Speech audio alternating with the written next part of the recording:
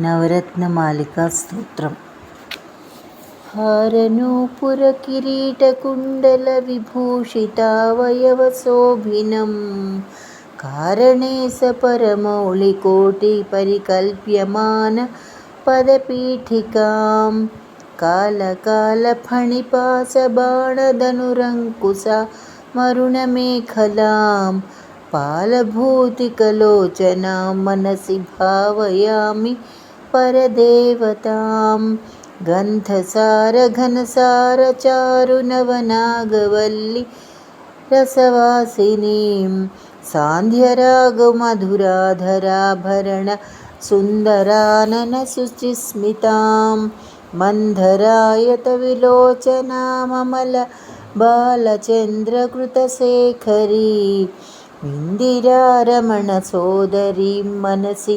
भावयामि परदेवतां स्मेरचारुमुखमण्डलां विमलगण्डलम्बिमणिकुण्डलां हारदामपरिशोभमानकुचभारभीरुतनुमध्यमां वीरगर्वहरनूपुरां विविधकारणेशवरपीठिकां मारवैरिसहचारिणीं मनसि भावयामि परदेवतां भूरिभारधरकुण्डलीन्द्रमणिबद्धभूवलयपीठिकां वारिराशिमणिमेखलावलय वह्निमण्डलशरीरिणीं वारिसारवहकुण्डलां गगनशेखरीं च परमात्मिकां चारुचन्द्ररविलोचनां मनसि भावयामि परदेवतां कुण्डलत्रिविधकोणमण्डलविहार षण्डलसमुल्लसत् पुण्डरीकमुखकेदिनीं तरुणचण्डभानुतडिदुज्ज्वलां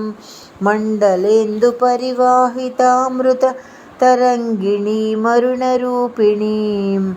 मण्डलान्तमणिदीपिकां मनसि भावयामि परदेवतां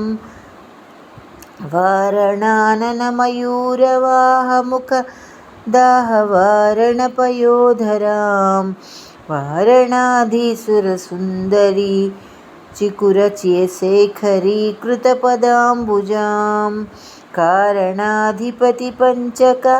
प्रकृतिकारणप्रथममातृकां वारणान्तसुखपारणां मनसि भावयामि परदेवतां पद्मकान्तिपदपाणिपल्लवपयोधराननसरोरुहां पद्मरागमणिमेखलावलयिनी विशोभितनितम्बिनीं पद्मसम्भवसदाशिवान्तमय पञ्चरत्नपदपीठिकां पद्मिनीप्रणवरूपिणीं मनसि भावयामि परदेवताम् आगमप्रणवपीठिकाममलवर्णमङ्गलशरीरिणीम् आगमाय वयवशोभिनीमखिलवेदसारकृतशेखरीं